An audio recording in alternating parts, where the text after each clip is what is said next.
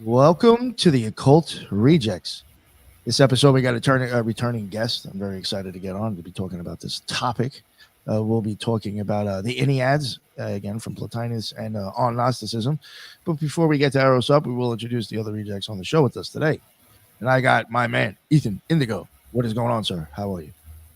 Thank you, Nick, for putting this together. Jules, great to see you and speak with you always. Eros, excited for this. Learn a lot from you. And easy to find on the social media, Ethan Indigo Smith, and I've even written a couple books, and definitely appreciate people's support and checking them out. And yeah, excited to be here. Thank you, sir. Appreciate it. Glad you made it. And we got my man Jules. What is going on, sir? The Mississippi Mystic. Yo, that's even the I'm MM. muted. I was muted again. MM, I'm always muted. Masons. The whole MM thing. Did you play that with the MM too for Masons? Maybe. No, I play that. Sometimes I try to use a triple M to go with like the OTO. Oh, man.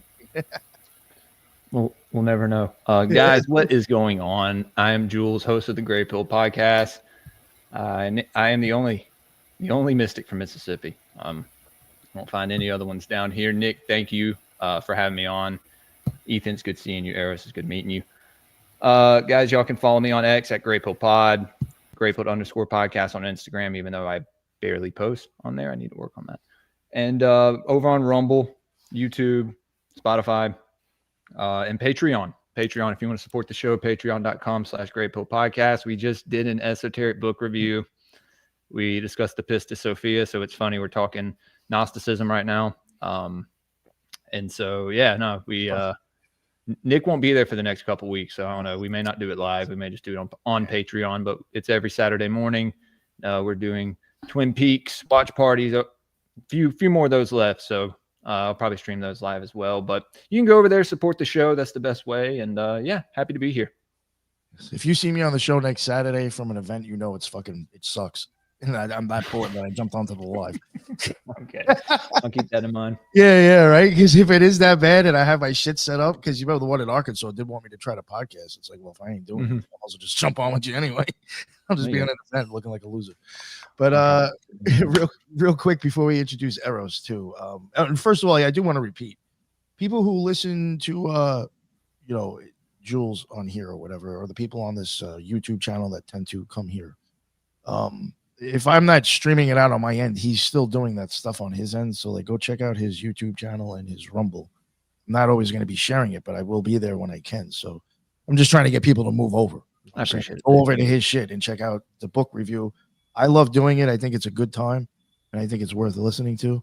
And and then before we get to Eros, I do want to plug again October 18th. I will be at Fort Myers with Brooke from Dark Florida will be there. She's a speaker at Charlie's Beyond Belief. She'll have a booth as well. There'll be some of us there. It should be a good time. And then on the 25th and 26th, I will be in Arkansas, Little Rock, Arkansas. There is a paranormal event that is 2 days, and it's at a museum, and it's like 2 floors, and there's gonna be tons of vendors and all sorts of crazy shit. Come check that out. They're all like cheap, like $15 or $10 a piece. So if you're interested, there's links in the bottom for those events, and hopefully see you there. And now, finally, I'm going to shut up. And Eros, please let everybody know what your deal is. What's up? Sure. So I'm ErosUp. You can find me on YouTube where I post some studies of the Enneads at ErosUp. And then I'm on Twitter as Eros to Ethos. And I am returning. So if you are so inclined after watching this one, you might want to go watch the other podcasts that we did on the Enneads. We talked about Are the Stars Causes and multiplicity and chaos and all sorts of things. Definitely. I really enjoyed that one. That one was fun. So again, you know what, if you don't mind too, not to reiterate yourself, or repeat kind of from the first one, but again, how did you get into I'm going to cover Plotinus in the Enneads, or you even found out who the fuck Plotinus was? However you say his name. I guess just a long journey of just exploring different schools of thought, and I guess the most direct path to Neoplatonism was probably like looking into Christian mysticism, like St. Augustine, stuff like that, and then just following those ideas back to Plotinus. See, that is something that I'm glad you kind of said, the Christian mysticism.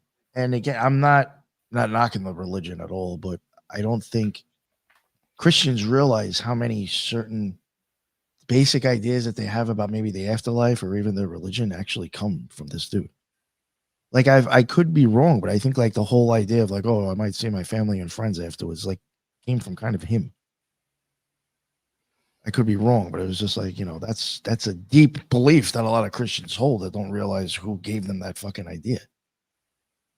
You know what I'm saying? Like, or there's occultists out there and stuff that have influenced Christianity to, in ways that I guess you wouldn't assume is bad because it sounds nice and it's sweet, and it is, but it's coming from people who aren't necessarily looking at the religion the same way Christians are nowadays.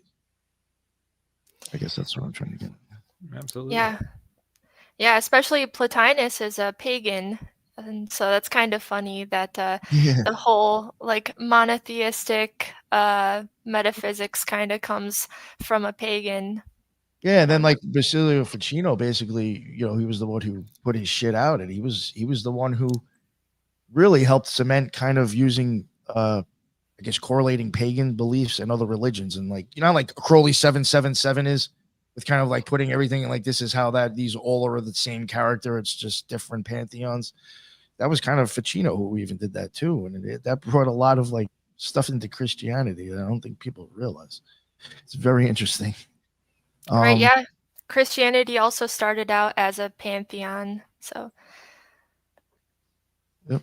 But on Gnosticism, now this is a topic the reason why I wanted to have you cover this topic too, I think we both wanted to talk about it at some point, but I was a little bit more excited to talk about this, is because kind of like what I skimmed through, I will say my opinion.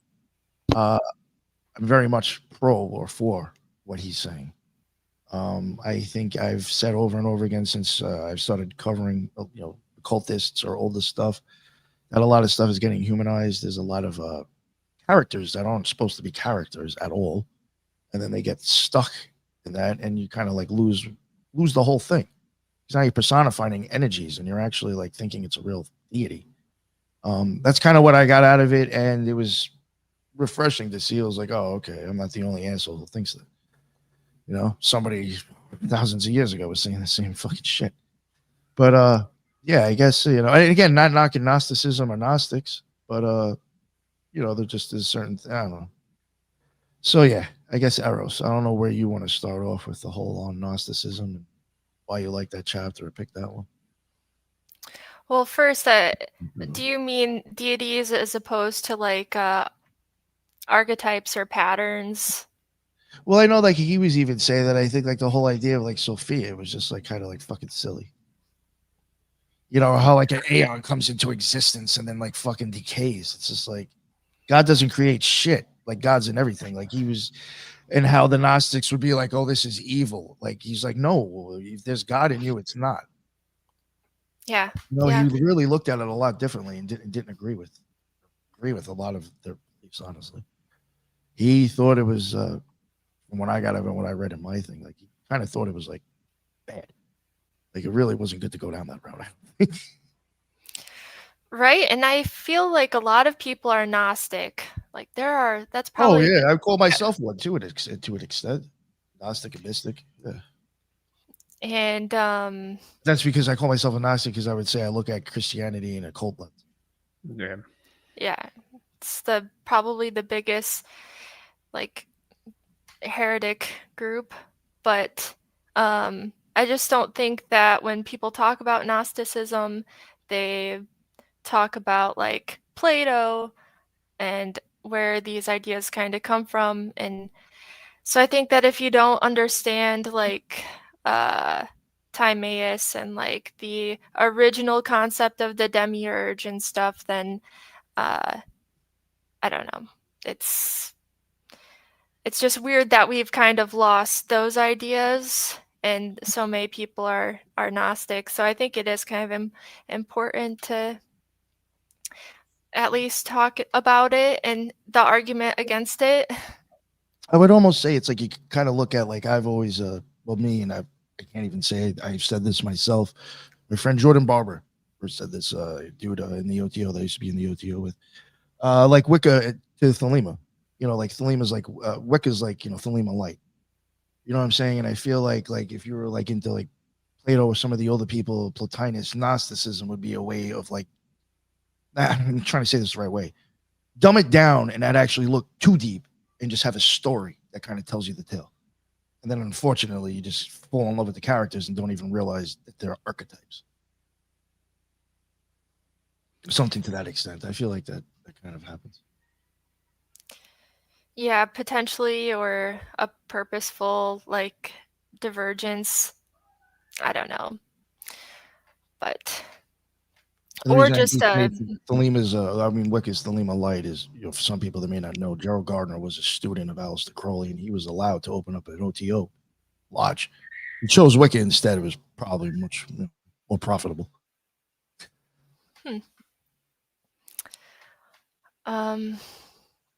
So I guess I'm not sure how to pull up the PowerPoint, but I have a PowerPoint here, just kind of going through the differences between Neoplatonism and Gnosticism and Plato's arguments against it. And I try to retain a lot of his original sass in there. Yo, he did have some sass, right?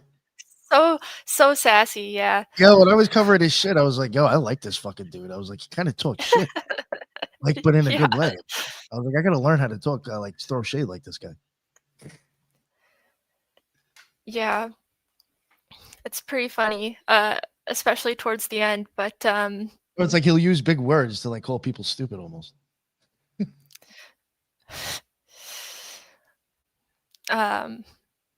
Yeah, I'm trying to think. I don't know. Lots of sass in there. You'll definitely see it. So basically, the reason that Plotinus really even wrote this is because in Alexandria and Rome at the time, and in his own philosophical circles, there were a lot of people who considered themselves Christians and Gnostics, specifically influenced by like the Sethian and Valentinian schools. And so they were influenced by like Plato and Plotinus's philosophy, but they kind of reinterpreted it in a more dualistic and mythological way. Right, so I guess if we were to kind of summarize, they claimed the material world was evil and created by an ignorant and malevolent demiurge, which is a lot different than Plato's Timaeus's version of the demiurge.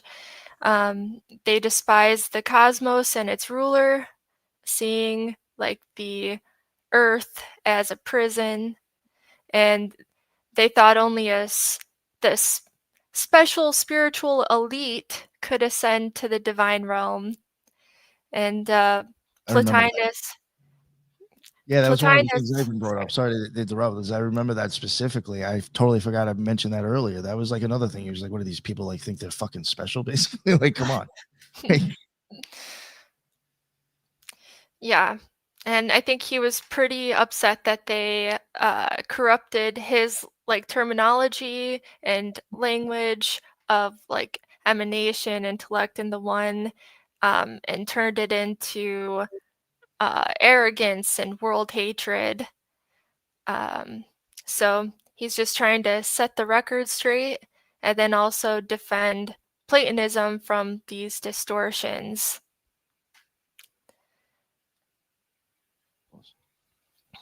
So, in contrast, Plotinus believes that the universe is a living organism filled with intelligence and beauty, that every level of reality, even matter, participates in the good in its own way, and that evil is privation of good.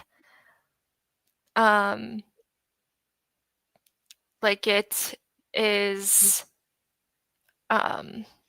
like a weaker form of the good. Yes. But not evil. It's not its own principle. That kind of goes along with when you read about black magic. It talks about how there's an original state of this blackness that's not evil, right? It's like this. It's like they kind of messed up the definition of it, and it can only be considered evil if if we create it through black magic. That the original blackness isn't evil. Kind of reminds me of that. Okay. You may continue. Let me see.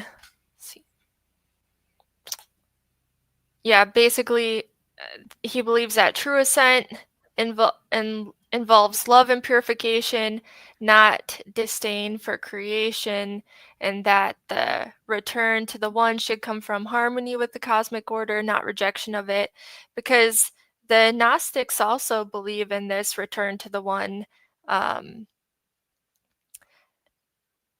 but just like in a different way as a rejection.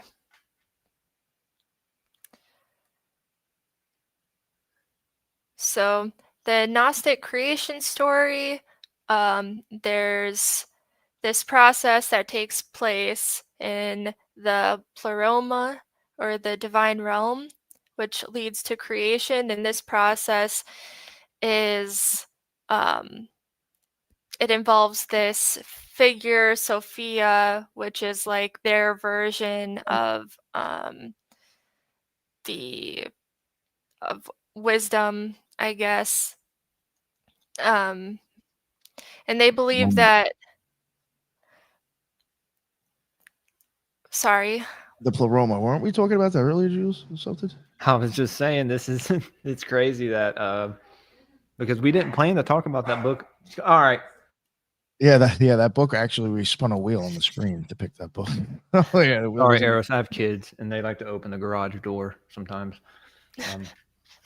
But no, we definitely talked about how it's like these different dimensions that are they all have their own angels and stuff. It's very very interesting.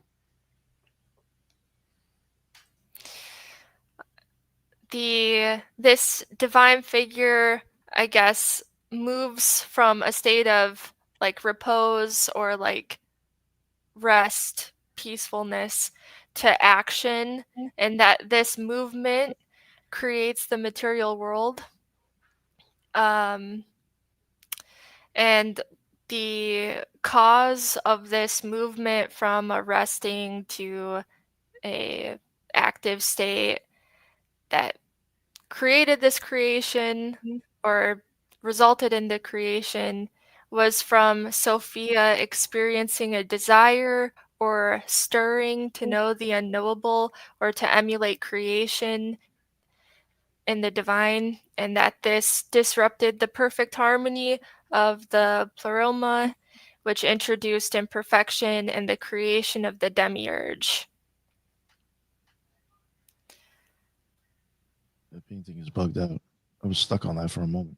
I was gonna say you can always share the screen if the whole PDF thing doesn't work in Streamer, but it's up to you. Oh, you can't see the image very well? No, Yeah, just sometimes like if you bring it up as an image, you can blow it up bigger.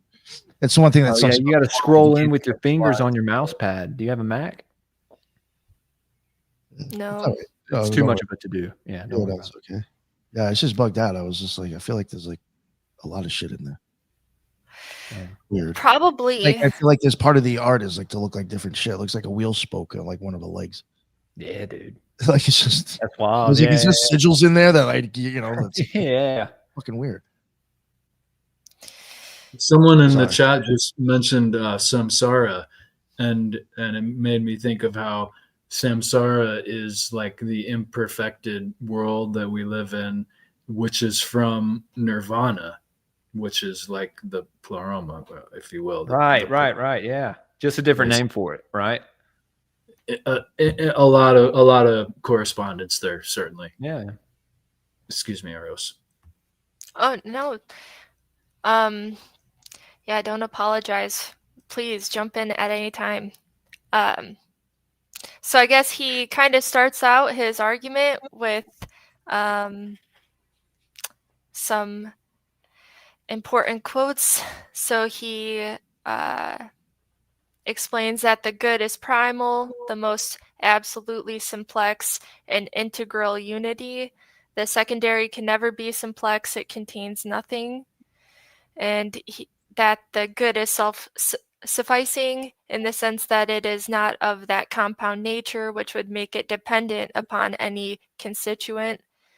It's self-contained, deriving from nothing alien, entering into nothing alien, in no way a made-up thing. There can be nothing above it. Because there's this idea that that there's like no beginning and end to it. And so he begins his argument against the Gnostics and their creation story with the following quote: "They will scarcely urge upon us the doubling of the principle and act by a principle in potentiality. It is absurd to seek such plurality by distinguishing between potentiality and actuality in the case of immaterial beings whose existence is in act. Even in lower forms, no such division can be made, and we cannot conceive a duality in the intellectual principle. One phase in some vague claim, another all astir. Under what form can we think of repose in the intellectual principle as contrasted with its movement or utterance? What would the quiescence of the one phase be as against the energy of the other?" So what he's really saying there is that the creation story holds this belief that the divine exists in those two states, the in potential in that repose state, the wanting or desiring something state, and then another state which would be act, doing something, creating, falling, right? Because that's how they believe that creation came to be, is from Sophia, stirring from that repose to movement by that desire. So Plotinus argues potentiality only makes sense for things that can change. Immaterial intelligences, such as, what Sophia would be, because this is before her descent, before she came to have a body, they have no potential. They are pure act, and the divine is pure actuality or pure activity. And that there can't be two phases in intellect. It is that unified activity, rest and motion are material metaphors. The divine is timeless and always fully itself. It never stops and starts. So it's like he's pointing out that Sophia is like a very, for a divine being without a body, it exists like a human, and that just does not make sense for the higher realms. I think that's kind of what I was getting at earlier, is like how people would like take something that really can't be put into human form, or it's not meant to be, and it kind of will screw it up, and it's unfortunate. I mean, we do it. I mean, myself, I'm sure in our own ways. I mean, we do find ways to come not in love, but bedazzled by like characters. You know what I'm saying? I don't know. So I do think that can screw stuff up.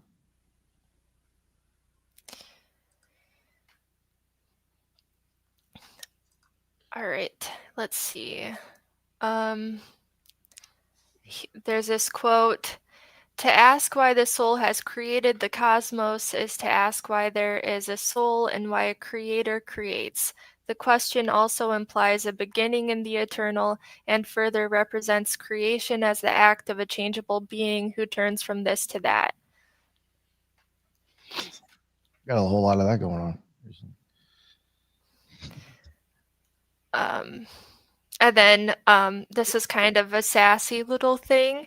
"Those that so think must be instructed if they would but bear with correction in the nature of the supernals and brought to desist from that blasphemy of majestic powers which comes so easily to them, where all should be reverent scruple." It's kind of like making fun of them for thinking that they are like elite and even above the demiurge. Okay. This is hilarious to me. All right. The contrary supposition would give us two beings, one that merely knows and another a separate being that knows of the act of knowing. If we are answered that the distinction is merely a process of our thought, then at once the theory of a further hypostasis is abandoned. Further, the question is opened whether our thought can entertain a knowing principle so narrowed to its knowing as to not know that it knows, a limitation which would be charged as imbecility even in ourselves, who, if but of very ordinary moral forces, are always master of our emotions and mental processes.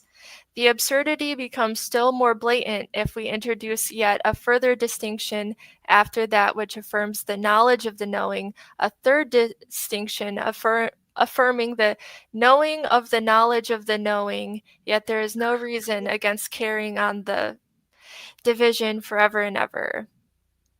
So you can know and not know that you're knowing, but you can't know that you know and not know of the knowing that you know. To be totally honest, I think that word knowing and knowledge is totally fucking misused constantly. Yeah, it means something completely different now, probably, you know? Well, like, listen, Well, I mean, like, I'm just gonna keep it real. Let me put it this way: like, right, people listening to the show, you can only take our stuff as faith or belief until you've actually had an experience with it. Then, once you've had that experience and whatever we said might fucking fit your experience, then it might be knowledge or knowing. But until then, it's actually not. You know, I could read I could pick up Crowley right now and spend 10 hours reading a book and literally put it down and probably say, I really don't understand half of the shit I read in there. Just because I fucking read it doesn't mean it equals fucking knowledge. yeah. I have to comprehend what the fuck I'm reading first. I don't know anything, dude. Right? To say that you know something is to know nothing. So, no, but I just like, even like how we use words nowadays, it's like, it's not even fucking correct. You know, yeah. No, and I think it changes more than just the word, right? It changes the meaning behind it. It changes, stuff that's happening in our world. That goes back to how all this stuff is connected, spiritually. But I digress. Yeah. It reminds me. Go ahead. Oh, Go go, ahead. go. No, go ahead.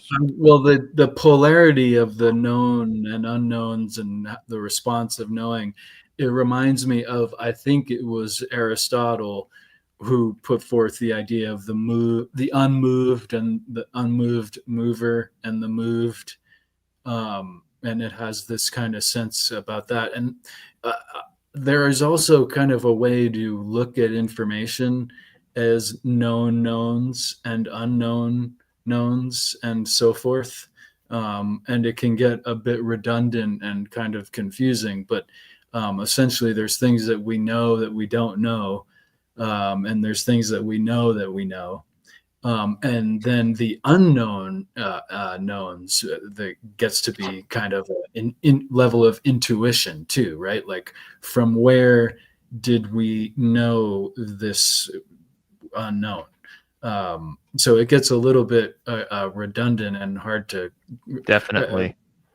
hard to put forth. And someone just Def Noxter, I like your name, just put forth that is very Rumsfeldian for Rumsfeld pointed out this one time in a really crude notion. But he only pointed out 3. There's actually a 4th type if you really get into it. But interesting, that whole series, that whole couple of paragraphs is very interesting. And the 2 beings reminds me of I maybe even in this chapter, Eros, you might know about the house and the 2 brothers. I do not know. Yeah. Okay. Yeah. No. It made me think of that, which I think it was essentially one way to look at the divergence of the Gnostics and the Neoplatonists was 2 brothers in a house, and one is just totally disappointed in the flaws of the structure and can't really get past that. And the other brother is totally aware that the house is flawed and there's things that need to be fixed, but he also wants to go forth and live, without being held back by that. Okay, yeah, actually, yes, he does mention that in this chapter. Now that you're refreshing my memory, gosh, he says that it's a matter of necessity, like accepting necessity. That the one that's always unhappy with the architecture just can't accept necessity, and the other does. You know, there's another thing. Just wanted to add in with I think his the whole thing with the elite and stuff. I have even wondered, like, if you want to start playing again on the word gnosis or knowing and all that stuff. I also do think, like, Plotinus was big on, I think he called it henosis. I could be wrong. And that to me, the way he explained it, that was crossing the abyss. And I think he had even claimed that he had did it like 4 times. For occultists, for myself, that's when I have a knowing. Because now I've actually experienced both sides, and there's just certain things that now because you've experienced it. The people who have that experience the reason where this fucking humanity's fucked up is because people who have that experience take advantage of the people, the massive, again, like 93% of the population will never have that fucking experience probably. So that little bit percent can manipulate everybody else if they want to. So I could see, like, maybe like that whole idea of, like, those people thinking they're the elite. I mean, technically, they are more elite amongst the population because of their understanding of the human psyche and reality. So I'm even wondering if he even, like, kind of looked at it that way, is that he understood that, like, some of these people do understand what the fuck's going on, and they're actually just being pieces of shit about it. They're selling people fucking bullshit, taking advantage of them. I've wondered because, of knowing how big he was on henosis, and that equaling, like, kind of knowing as well, I think, or understanding. Just a thing to say. Yeah, that is interesting. I wonder if he goes into that in, like, any of his tractates on, like, the evil or the problem of the soul or something. I mean, it'd be no different than, like, me and a few other people, like even the guy that we had on last night with Ani. I mean, both of us are both saying that a lot of this UFO alien shit is a bunch of bullshit. It's all occult stuff being wrapped up into some fairy tale to sell people. I mean, it's the same shit with Gnosticism, probably, if coming from people who actually understood occultism. Because he's like, you should know better. You shouldn't be putting it out this way, because people are taking it the wrong way. Very true. Yeah, maybe it was something like that too. Who knows? We'll never know. So I guess Plotinus, how he sees the knowing and the known, he believes that the knowing, the knower, and the known are one and the same reality.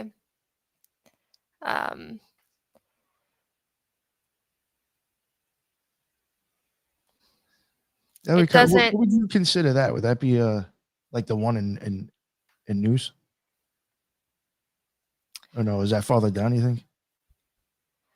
The knowing? Like an idea. Yeah, I feel like that's almost like an idea that he uses, or like I forgot how there's like a couple of things like I forgot. There's phrases that he uses. I could be completely wrong. What are you talking about? The Nous, Nick? Yeah, like shit. Like that's the same thing as the Christ. It's like the same spirit, I believe. It's similar, very similar. Could be getting confused with somebody else that I covered, where it's like they had these phrases, like the person thinking and the thought, and then the thinking of the thought. It's hard to explain shit like that. Yeah, I mean, he believes that the one is pure knowing, and that nous, right? It doesn't first know something and then turn to reflect to itself. Like you can't. Yeah, shit like that. That's so chokma like in fucking in the Kabbalah. Oh my god, I feel like that is so chokma. Face to face with God, you know.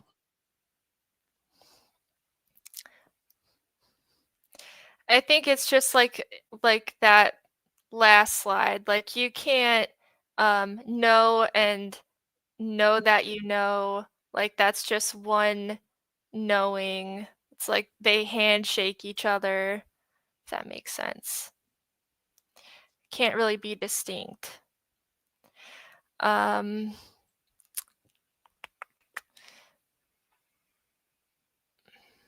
Maybe can I share a little riddle about knowing, or the kind of maybe like knowing and more intuiting or knowing deeply? If you need to get to a place that you've never been before and you're in a country you've never been before, would you rather go with the person who knows the way or the person who has been there before? And at first it might appear like knowing the way, well, that's great, like let him take me. But he hasn't been there before, right? And so you might want to go with the person who he can't explain, he doesn't know it in a way that he could tell you, but he knows it in a way that he could get there bodily wise. Excuse me, I just thought that was worth kind of sharing the two different knowledge there. Yeah, thank you. So yeah, I guess that's the argument, is that nous is just the act of knowing. So it can't be two separate things, and you can't break it up into like a repose state and an active state, because it is pure activity, it's pure actuality. And then, another argument coming from that is that this movement implies like temporal development, something, going from a potential to actuality in a like linear developmental fashion. But these higher realms, they don't have time. Everything just exists there all at once. The patterns all exist. Matter is developed linearly like that through time, but and matter has potentiality, but that's just what is necessary for things to come into form. So yeah, basically he believes that potentiality doesn't exist in Nous or the One. It belongs to the soul and to matter. And so how could Sophia, you know, have kind of like actualized or desired or any of those things? Yeah, can you go back real quick? I hate to like Yeah. but it's just like this stuff right here for Plotinus. News. I mean, that's for real. It's like so chokma for me. Again, like the experience is supposed to be face to face to God, and it's like the knower, knowing the knower, and the known are one. I mean, if you look at how the tree works, I mean, obviously that was the situation before you became Sphere 2. Like, but then like again, you even have here something else then turn to reflect on itself. I think that's how you actually know what the fuck is even going on, is because now you're able to look back and see what you were. That whole thing is when the knowing comes in, and it just, to me, it's so very much Chokma right there in Kabbalah. Just, to me, it's the exact same shit. I was thinking a similar thing, Nick, about it keeps on beckoning the 4 dimensions of creation, formation, and of course the first one. Why am I spacing it right now? But it all just kind of beckons to those 4 worlds. Yeah, it's very Kabbalistic to me. Vice versa, whichever one came. If people want to argue that. Yeah, I feel like metaphysics really translates to very similarly in so many different schools of thought. It's kind of interesting how it works and how they differ. Okay. So I guess here's a little sass on Sophia. He says, to those who assert that creation is the work of the soul after the falling of its wings, we answer that no such disgrace could overtake the soul of the all. If they tell us of its falling, they must tell us also what caused the fall and when did it take place. If from eternity, then the soul must be essentially a fallen thing. If at some one moment, why not before that? We assert its creative act to be proof not of decline, but rather of its steadfast hold. Its decline could consist only in its forgetting the divine, but if it forgot, how could it create?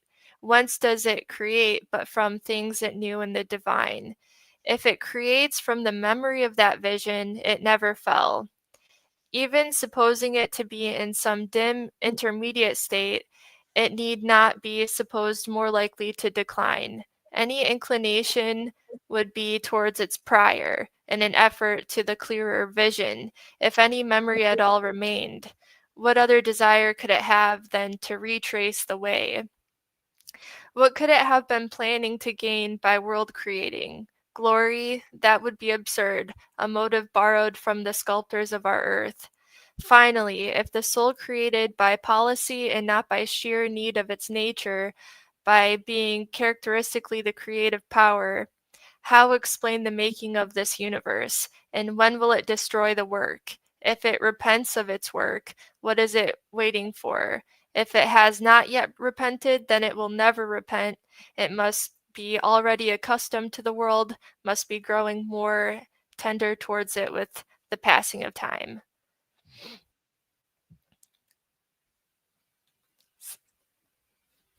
I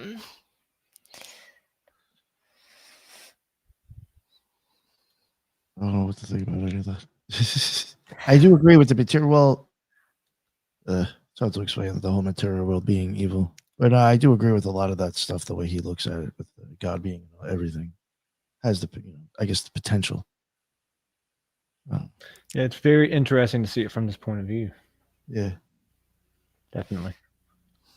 I think the big part of this is he has this idea that we are that there are the pure forms and nous, and that we are always kind of striving upwards towards the more pure forms. And so it's like this idea that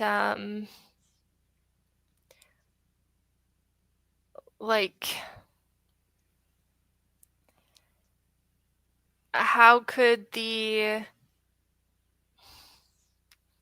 I had it, but That happens to me all the time. Right. yeah.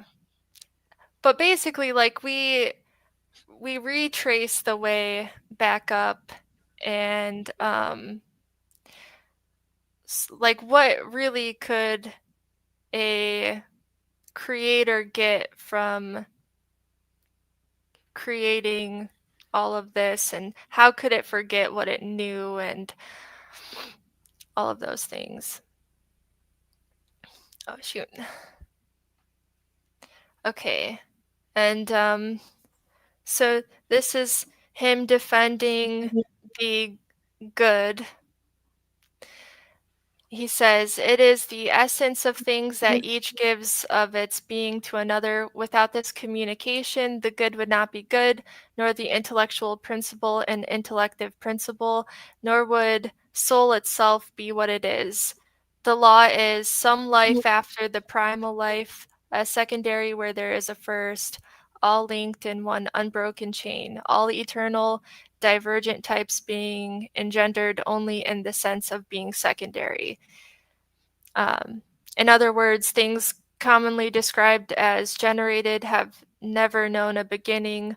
All has been and will be, nor can anything disappear unless where a later form is possible. Without such a future, there can be no dissolution. So basically, the divine can't fall. It's perfect. It lacks nothing. No ignorance or error can occur to cause a fall. All things flow naturally from the good, like light from the sun, not through accident or sin. This outflow is eternal, not a one-time event in history or time. The material world isn't evil, but the dimmest reflection of divine light. Reality forms one continuous chain, so nothing truly separates or falls from the divine source. And I think it gets explained even better further in, so I'll just keep going. Sounds good. Okay. And we even got a image here. This is awesome. Yeah, I know. My PowerPoints are so boring. It's all just text and like 2 pictures. But yeah, we got an More image. than what most people do, so it's okay. Yep.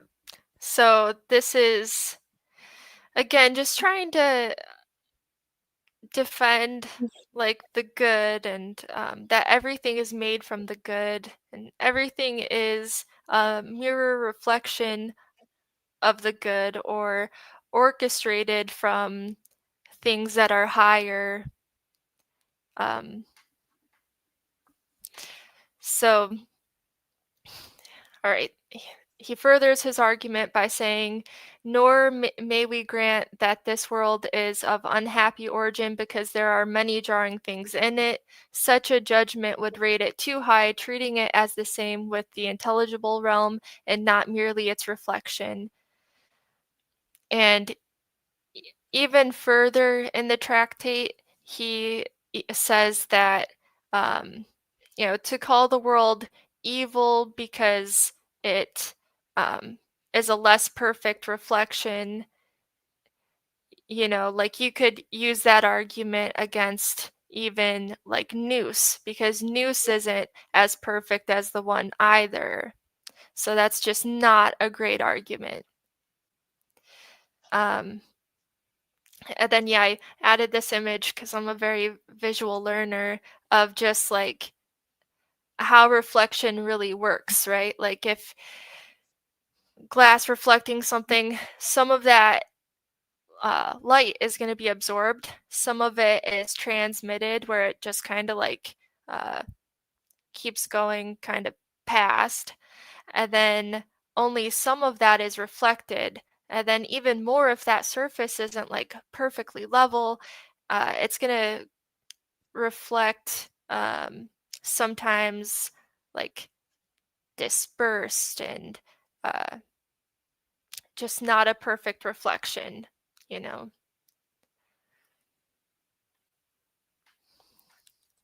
Okay. And now he's kind of going into how the Gnostics kind of have this idea that kind of makes no sense, where they believe that they'll ascend when they die to a more heavenly version of the world, right? So he says, furthermore, these teachers, in their contempt for this creation and this earth, proclaim that another earth has been made for them, into which they are to enter when they depart. Now, this new earth is the reason form of our world. Why should they desire to live in the archetype of a world abhorrent to them? Right? You know, why would you want to live in like a more like a closer archetype or the archetype? I mean, it's still if you live there, it's still going to have form, so it wouldn't be perfect. And if you think that the world is evil, and then like it's really just a mirror of that archetype, how can that archetype be good but the mirror reflection of it be evil? And so then I guess he talks about that as being like a mid world, right? And I guess is that kind of like what you guys were talking about, the pleroma and like these mid worlds? Yeah. Kind of like these certain levels that have these hierarchies of these entities that live there. Some, some people call them angels, or the archons, the aeons, whatever. But you see it in a lot of ancient culture. The same idea, right? So I don't know if there may be something to it, but it's just not. It's probably not exactly what it is. I don't know if anyone has it at 100%, but Yeah. yeah. I think it's an interesting idea. I think Yeah. Plotinus believes definitely in like a hierarchy and like immortal beings and all of those things. But he does think that the midworld idea is kind of dumb. I got it. Yeah. So I mean, hey, no, I mean his argument makes sense. To be honest with you, like I said, I hadn't really looked at it from that perspective before.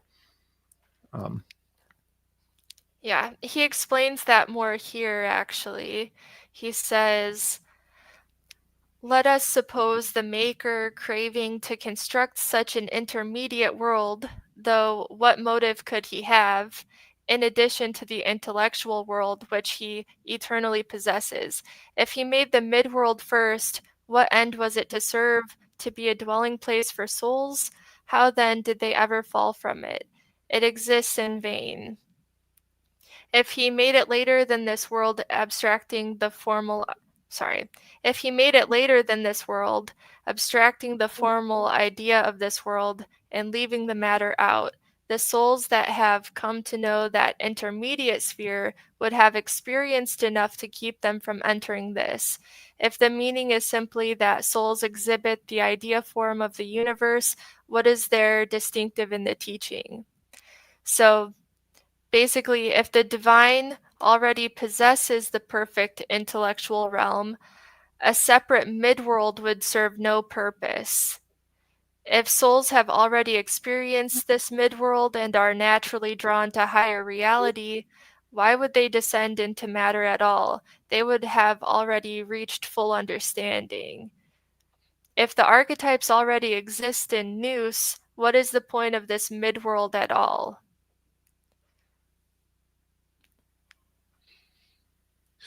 No, I get it. I think there's I think angels is like a good example of like giving something human form that isn't. That, in my opinion.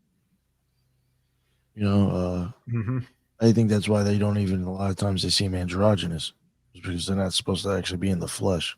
Well, and I'm sure, yeah, right. I'm sure it's probably just their light bodies, right?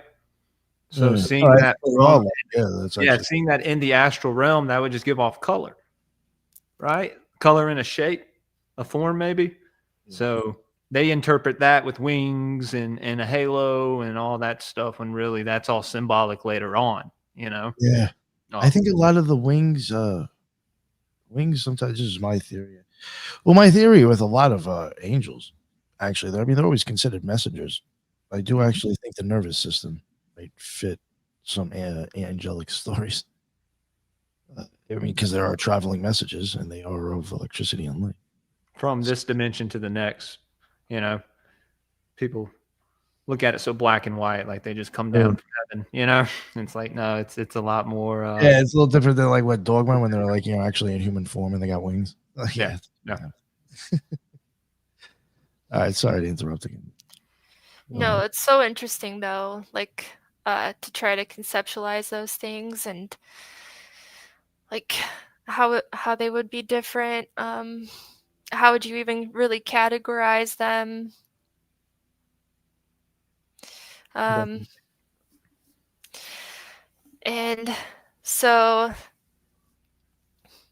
now he starts accusing the Gnostics of like not giving Plato proper recognition and of like inventing jargon to try to make their metaphysics work, and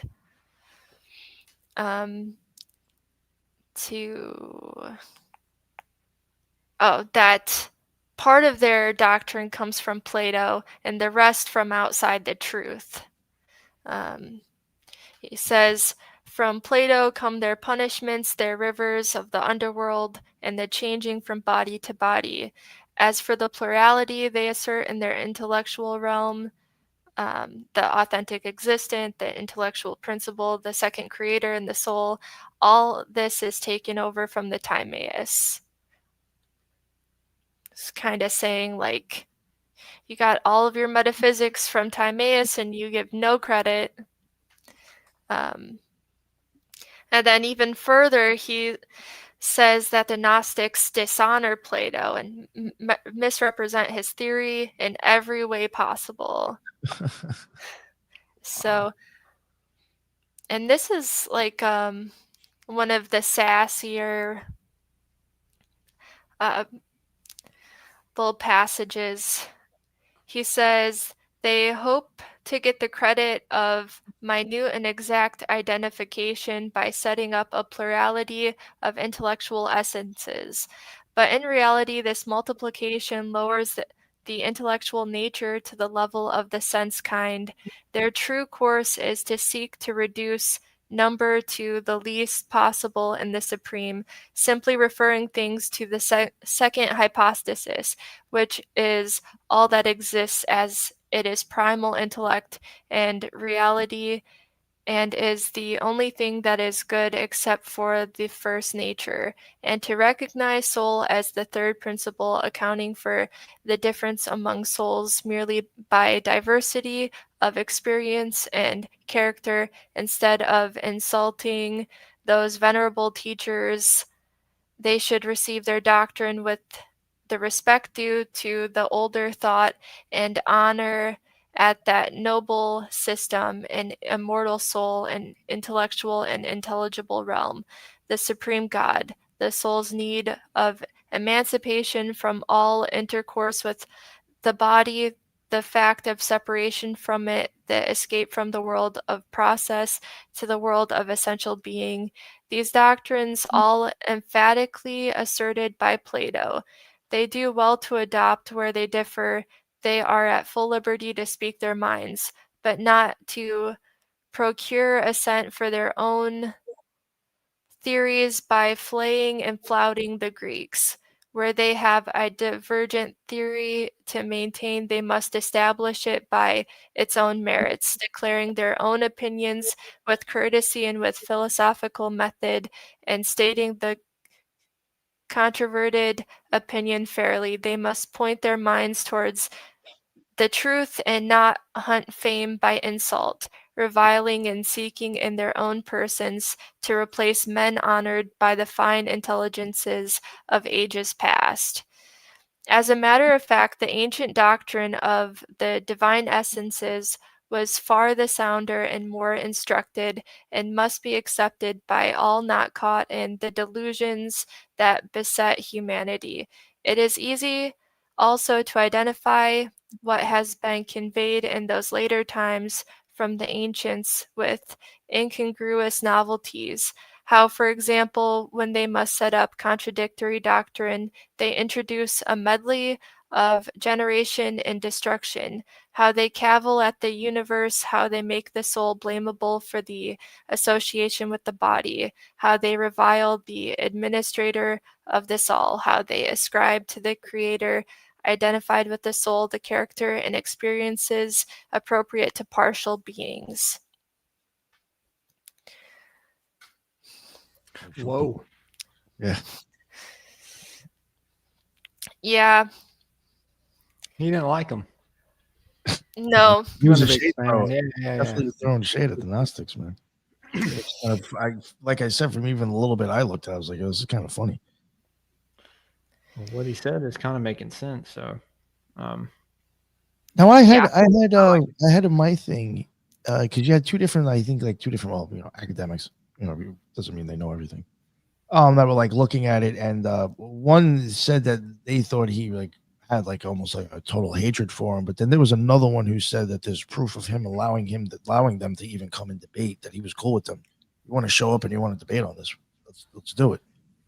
So I think he was even open, and he even had some friends that he still kept in touch with and was cool with that did actually become Gnostics. So what I'm getting at is that I don't know if it happened or not, but maybe he even let them come over and they even debated. That would have been pretty fucking wild. I wonder if like the shit talking then. most definitely. Yeah. Yeah, I mean, he was a nice guy, but pretty Oh, yeah, strong in his opinions. Yeah, they said he even took in like kids or people that like families would like help them like if they were fucked up and shit.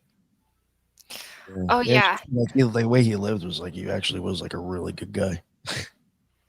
Yeah, I'm trying to remember how many orphans he took in. I think it's like somewhere between 5 and like 12, which means like no one really knows, I guess. But yeah, I think that they were mostly though his like friends' kids, like some of the more like nobles, like when their parents passed away, they took them on, and they gave him actually like their like a lot of wealth to take care of these kids, and yet he basically just took care of that wealth for them, and like set them up like for when they were ready to take that on. But he like lived in like very modestly. He never took any of that money for himself. It's kind of.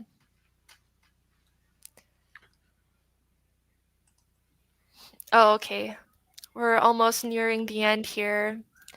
And this is like the pretty funny. Okay. He says, admitting that human souls have descended under constraint of the all soul, are we to think the constrained the nobler? Among souls, what commands must be higher than what obeys? And if the coming was unconstrained, why find fault with the world you have chosen and can quit if you dislike it? It's like a hilarious, like, polite way to say, why don't you kill yourself? So, That's pretty. Jeez. yeah. So, if you guys ever need a polite way to say that, just say, why find fault with the world you have chosen and can quit if you dislike it? I don't know if you guys have ever seen this meme, but it's pretty Turning funny. point Hellenism. Yeah. Nice. He seems pretty based. I like him. I'm gonna look into this guy. Yo, there's a 2-hour show on the Occult Rejects you can listen to. I'll do that. I'll do that at work. Such a dick. Hey, man, I'd rather listen to people I know. And honestly, if you listen to Eros' shit, you'll hear exactly what he was fucking talking about. Yeah, so she covers a lot of his actual, like the Enneads that Porphyry took that. Yep. Yeah. Yeah, it's definitely worth looking into. It's so influential, especially like on Western culture. Right. Yo, for real. If you start looking at like his stuff and a few other people, like you'll be like, holy shit! Just you'll see within a few dudes and some women how much they impacted like religion the way we look at it now. And it's not like this is the interesting thing in the way I try to even attribute it to it. It's almost as if like people who are in AA, they'll understand this. They'll have the big book and then they'll have all these slogans that actually aren't in the book at all that you start going by. It's like, well, that's not actually in the material. That's just some cute little shit you made up. That's actually not part of the formula. You know what I'm saying? And then you actually have like, fuck, I totally forgot where I was going with that. Fuck. Oh my God. It's fucking out of brain. Like the stuff that comes later may be useful, but it's not the original doctrine, or yeah, exactly. I mean, that happens, you know. Yeah, I feel like AA does that with that, and that can happen. And then sometimes those, become really popular, then they get more notoriety, and then usually things with more notoriety, people are like, that must be the truth. That must be like, people rarely dig deeper to understand where ideas come from. Yeah, and then like, all right, that's just now it reminded me. And what I was even getting at again, I could be wrong about Plotinus, but it was like somebody who had the idea that you might actually meet your friends and family when you go over to fucking heaven, or the way they described it, people took it that way. Again, that is something that Christians will believe, but it's not actually in the fucking Bible. You know what I'm saying? Again, it's like a slogan that goes along with it, but where does it actually say that? Well, yeah, and I mean, me and Headless talked about how hell is not mentioned in the Bible. You know, it's mentioned as Gehenna, and so, which is also referring to a valley. You know, so I mean, hey, it could be metaphysical. I don't know, but you know, in Norse mythology, hell is freezing cold, or Helheim, right? Hell is the goddess of Helheim, but Helheim is freezing cold. It's not hot. So it's a complete inversion of just history. Seems that's what religion does. Yes. Yeah, that was an awesome presentation there. Yeah, that was great, Eros. Yeah. Oh, thanks. I actually learned a lot. I always learn on this show. That's why I love doing it. Yeah. Yeah, I'll try to close it out with a good summary here. Ooh, let's do it. All right. So, to summarize, Gnostic cosmology is incoherent. It assumes error and desire in the divine where there can be none, and creates multiple unnecessary worlds. Higher realities give rise to lower realities. What commands is higher than what obeys, right? Like the demiurge would be higher than us. So it's kind of silly to think of yourself above them. Higher realities are timeless, eternal, and fully actualized. There is no potential knowing, only known. Everything inherits the perfection and order of the good. A mirrored image of the good is good, even if imperfect. And then here, Nous is fully actualized. In it, multiplicity is structured. All forms exist eternally. Infinite but coherent. In the soul, it's partially actualized. It can change, develop, learn. Differentiation emerges in time. And then for matter, it's fully potential and mutable. That's where chaos and incompletedness exist, and differentiation arises through actualization.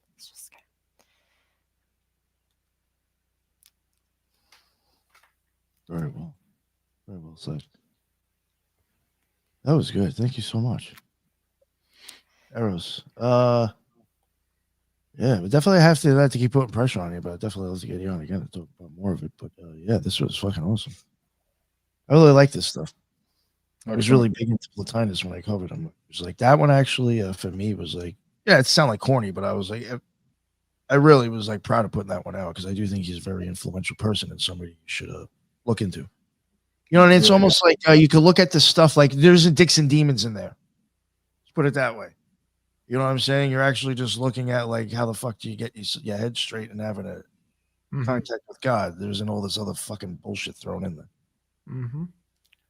Like intermediaries and stuff. Yeah, or like the whole like just like really, I just like the way he explains it. It doesn't give you much of a dark aspect to try to like grift with or fall in love with or go too far with.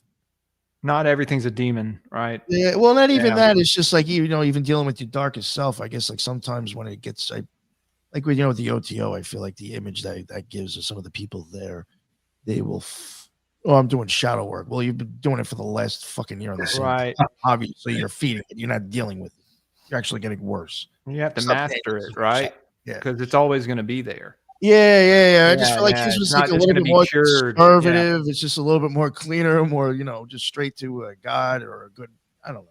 Well, the mention of demons automatically instill fear into people, right? And we talked about how fear is one of the strongest emotions. Emotions being the highest of the planes of the elementals, right? And so, or well, not emotions. I'd say that's the mental plane. The emotions actually come from the etheric. But yeah, love this is it. even another interesting thing. I'm glad you even brought up demons, and then I'll shut up. Eros, I'm having demon erasers on tomorrow, so we get to talk about demons. I guess, yeah, it's gonna be a good time.